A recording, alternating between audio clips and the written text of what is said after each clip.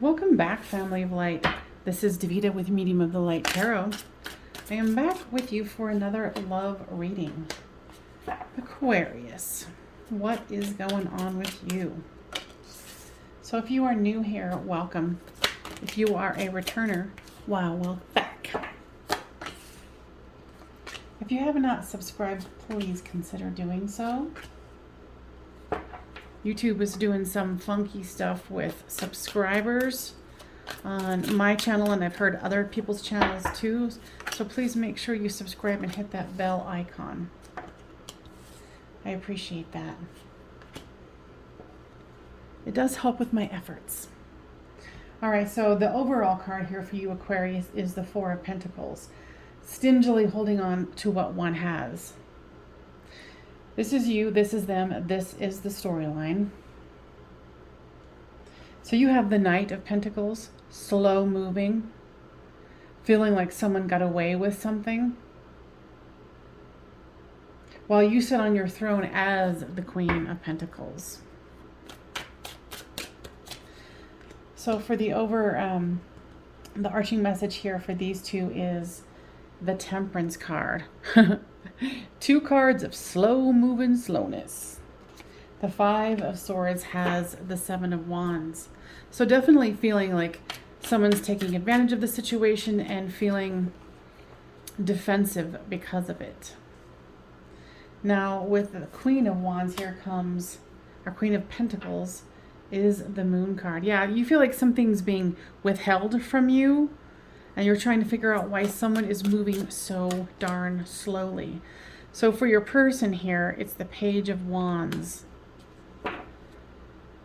They're in love with you. They do want to be with you because here's the King of Cups as well. And with the Ace of Wands, it's, you know, that fiery passion. I feel like that they can't really, it's like they're in this Page of Wands energy, and they're trying to grow into the King of Cups here. What I'm feeling is they almost feel like you're too much. You're more than they can handle. With this Ace of Wands is the Nine of Pentacles. So they're kind of going within as far as, and focusing on their money, because that's where they feel the safest and the most accomplished. So, you know, maybe you have more money than them. You're more mature than them. They definitely do love you.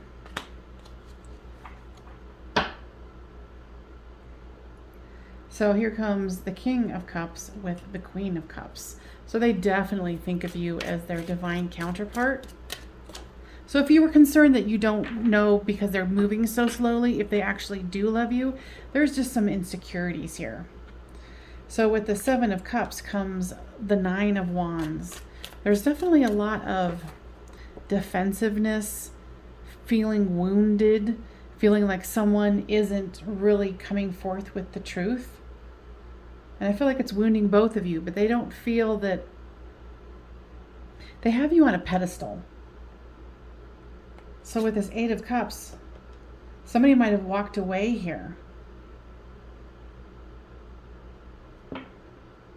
You know, and it's like, I don't feel like that they can even articulate what's going on with them. So with the Eight of Cups, walking away is the World card. So it's the end of a cycle. And with this Three of Pentacles comes the Six of Pentacles.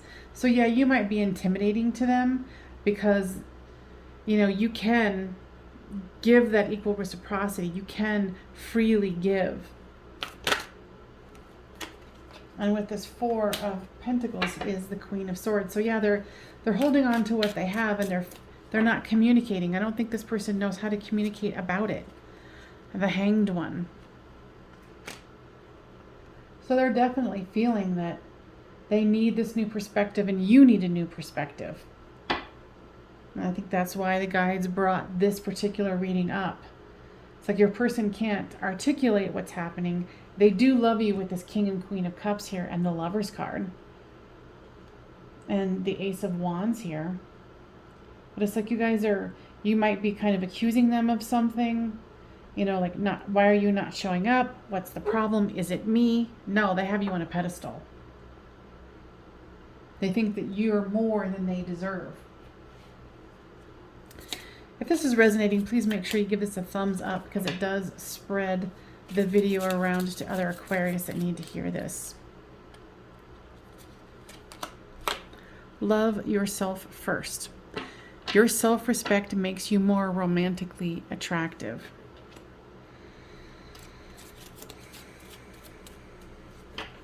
That goes for both of you. Children. I think if you have children, you're kind of like, do I want someone like this around my children? Or you think that they're acting like a child? Because this is a public reading, so, you know, take what resonates and throw out the rest. This could be the one. You have already met the romantic partner you seek. And I feel that both of you think that, especially your person here. You know, when you think that you're the one who's being left out in the cold, they're the one who's like, you know, like they don't even know how to articulate that. It might be a very quiet person. Hence the slow moving. The slowness of their movement. So free yourself. It is time to take back control of your life. Because I do think that there was a little bit of too much speculation on your side as to what's going on.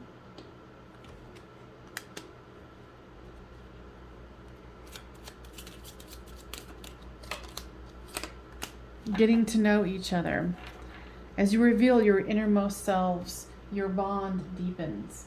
And I think that's exactly what needs to happen here.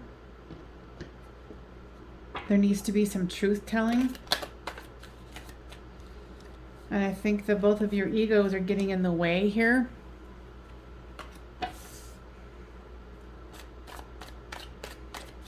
Very much so. You know, and both of you are very stubborn. It's kind of like when the one pushes the other person's, oh yeah? Oh yeah? So you guys, you know, there might be an age difference or a financial difference, but there's definitely some pig-headedness on both of your sides here. Concentration. Okay, so they're saying they want you to keep your eye on the goal.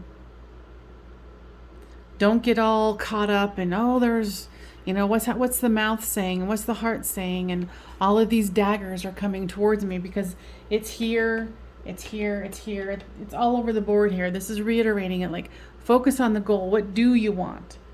Do you want to be with this person? Do you want to have honest conversation? But I realize that if this person can't articulate what they're going through, that would make it a little hard. For sure.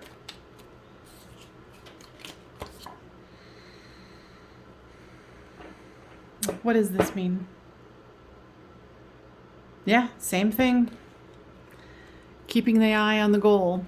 You know, it's like getting to the center. Getting to the center.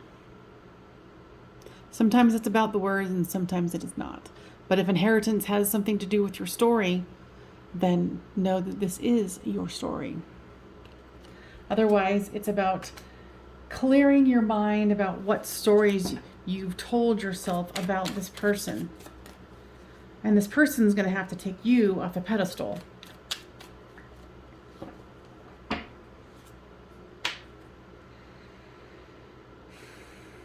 You know, and I think that your person chokes up when it's time to communicate. And you take that as indecision about you. So your person's intimidated by you.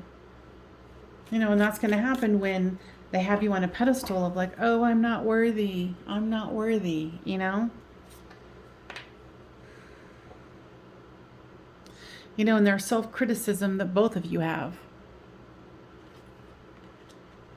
So, you know, what's required here is opening your heart and really letting go of all of these preconceived notions of what you thought was going on. Because you might have some, you know, hidden wounds that you're like projecting on this person because they're not moving or they're not able to communicate. So you're like, oh, I guess they're not interested. Oh, well, I guess I should walk away. Game over. You know, and it's not what this person is doing at all. But when everyone is wounded, they're coming from their frame of woundedness. Friendship. They say the safest thing that you guys might do is try to have a friendship here to kind of ease the tension, because there's so much tension here. To be able, and then you, with the friendship, then you would be able to open up more, because you guys are so wound up. So wound up. So there's children and birth here. So guides, tell me more about this. Okay, so for some of you, this is not for all of you, that you might be wanting to have children. And you feel like your clock is ticking, because remember, this person is younger than you, or is more immature than you are. And so there's this, and that's what the tension is about.